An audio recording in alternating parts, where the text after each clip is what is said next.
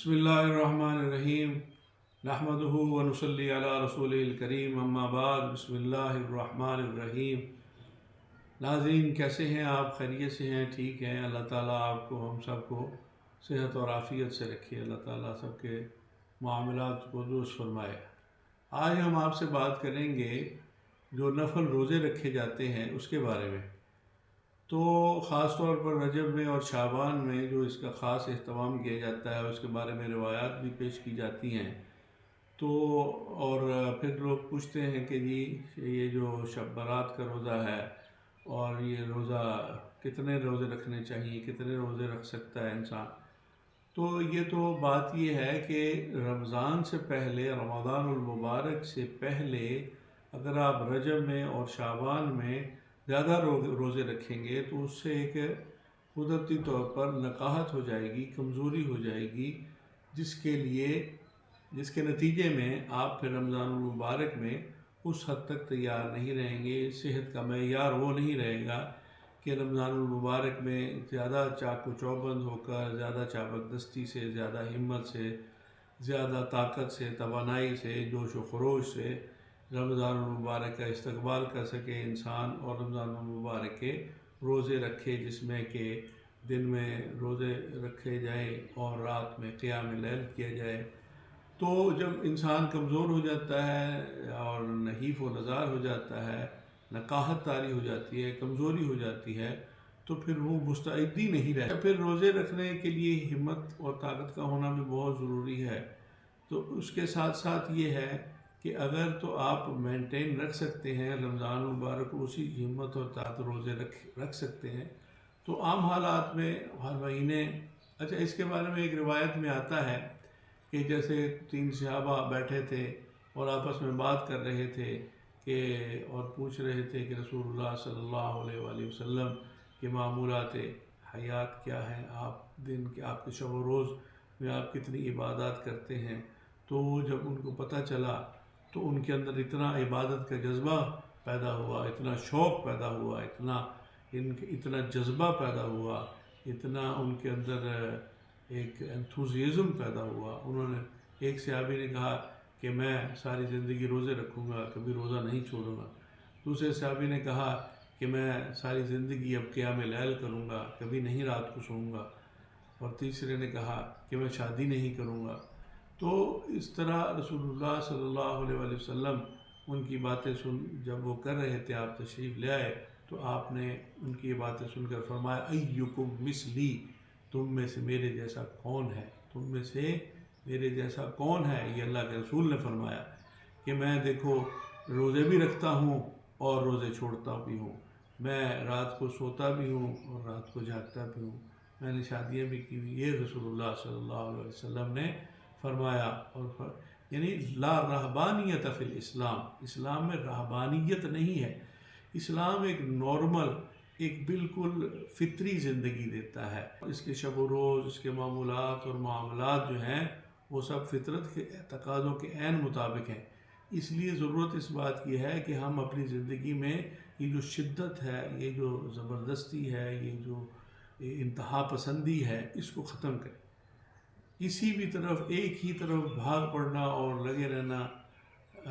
جو ہے وہ بہت زیادہ غیر انسانی، غیر عقلی رویہ ہے، غیر فطری رویہ ہے۔ تو اسلام چونکہ ہمیں عقل و شعور کا حامل بناتا ہے، ہمیں ایک سمجھدار، ایک باشعور شہری بنانا چاہتا ہے، اس کے لیے اس کی ساری تعلیمات، اس کے جو احکامات اور اس کی جو تعلیم اور تربیت ہے وہ ساری ایک نارمل انسان والی ہے، جس میں سارے معاملات ہی نارمل طریقے سے ہوتے ہیں، جس میں ازدواجی زندگی میں بھی ایک اعتدال بتایا جاتا ہے، جس میں سماجی زندگی کے لیے بھی ایک اعتدال ہے، جس میں معاشرتی زندگی کے لیے بھی اعتدال ہے، جس میں مذہب کے لیے بھی اعتدال ہے۔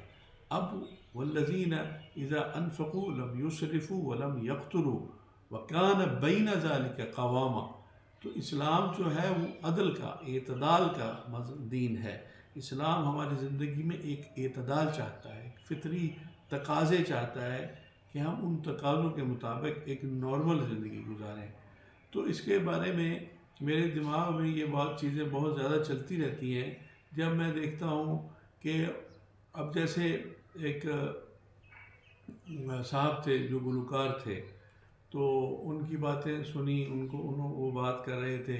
کہ مجھے بہت زیادہ شوق تھا مذہب کی طرف، لیکن گانے بھی گاتا تھا، تو گانے گاتے تھا، اور لیکن دل میں ایک وہ خلش سی تھی، ایک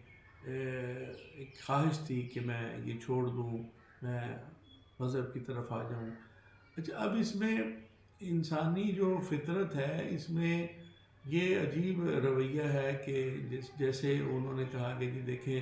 اگر تو میں گانے گاؤں گا تو پھر میں گویا کہ مذہب پر، دین پر صحیح معنوں میں چل نہیں سکوں گا، جبکہ وہ ایک اگر وہ کرتے ہیں تو اس کا مطلب ہے کہ وہ گویا کہ اللہ تعالیٰ کی محبت، اللہ رسول اب گانے گاتے ہوئے بھی تو یہ جذبہ اور شوق ان کے اندر پیدا ہو گیا، پیدا ہے کہ وہ اللہ کی محبت میں، اللہ کے دین کی محبت میں، اللہ کے نبی صلی اللہ علیہ وسلم کی محبت میں وہ یہ چاہتے ہیں۔ لیکن اب اس کو ان کی تربیت یہ کرنے کی ضرورت ہے کہ آپ کو شدت کی اور انتہا پسندی کی طرف نہیں مذہب ہمارا دین لے کے جاتا، وہ یہ چاہتا ہے کہ آپ نارمل زندگی گزاریں اور فطری طور پر زندہ رہیں، نہ یہ کہ کسی ایک طرف، بس ایک ہی طرف رخ کر لینا ہے اور دوسرا سب کچھ تیاگ دینا ہے۔ یہ جو ہماری زندگی، اب اگر اللہ تعالیٰ ویسے تو فرماتا ہے وَمَا خَلَقْتُ الْجِنَّ وَالْإِنسَ إِلَّا لِيَعْبُدُونَ، کہ ہم نے جنوں اور انسانوں کو اپنی عبادت کے لیے پیدا کیا ہے، لیکن اس کے ساتھ ساتھ صرف یہی کہ صرف انسان ہر وقت سجدے میں پڑا رہے، عبادت ہی کرتا رہے، لا رہبانیت فی الاسلام ہے۔ تو اس لیے اسلام کے ہمارے نبی صلی اللہ علیہ وسلم نے، اللہ نے جتنے بھی انبیاء بھیجے، وہ ایک نارمل انسان کی طرح سارے معاملات اور معاملات زندگی سے انجام دیتے تھے، شادیاں بھی کرتے تھے، بچے بھی پیدا ہوتے تھے، ان کے رشتہ داری، معاشرت، چونکہ نبی صلی اللہ علیہ وسلم جو اخلاق اور زندگی اور تمام معاملات کی تکمیل و تتمیم کے لیے آئے تھے، تو اگر تو وہ صرف عبادت کے ہی اندر ہی لگ جائے گا، دنیا ہی چھوڑ کر بیٹھ جائے گا، تو پھر اس کو گناہ کا کیا پتہ چلے گا، اور اس طرح نیکی اور گناہ کا فرق کیسے قائم ہوگا، تو وہ ایک ہی طرف ہو گیا۔ پھر وہ تو ایک جیسے دوسری مخلوقات ہیں جن کو صرف شعور ہی نہیں ہے گناہ کا، ثواب کا، نیکی کا، بدی کا، اچھائی کا، برائی کا، تو بس ایک ہی طرف چل رہے ہیں، جبکہ ہمارا دین جو ہے وہ ہمیں اسی معاشرے کے اندر رہتے ہوئے، اس دنیا کے اندر رہتے ہوئے، دنیا کو تیاگنے کا نہیں، بلکہ دنیا کے اندر رہتے ہوئے ان تمام معاملات کے ساتھ الجھتے ہوئے، ان سے بچتے ہوئے اپنے آپ کو اللہ رب العالمین کی کامل تابعداری کی طرف لے کے جانا ہے۔ یہ ایک جہد مسلسل ہے، اس میں ایک مشین کی طرح انسان نہیں ہے کہ وہ ایک خاص ڈھانچے میں ڈھل جائے اور دوسری چیزوں کو اس کو شعور ہی نہ ہو، پھر مشین کا بٹن دبا دیا تو وہ چل پڑی، مشین کا بٹن دبا دیا تو وہ بند ہو گئی۔ تو یہ انسان ایسا نہیں ہے، انسان عقل کا، شعور کا، احساسات کا مجموعہ ہے، تو جو سوچتا بھی ہے، سمجھتا بھی ہے، اور دیکھتا بھی ہے، پرکھتا بھی ہے، اور اسی کے اندر اس نے اپنے آپ کو بچانا ہے۔ اللہ تعالیٰ ہمیں صراط مستقیم پر چلنے کی توفیق عطا فرمائے۔ آپ ہمارا چینل سبسکرائب کر لیں، لائک اور شیئر کر دیں۔ والسلام علی من اتبع الہدی۔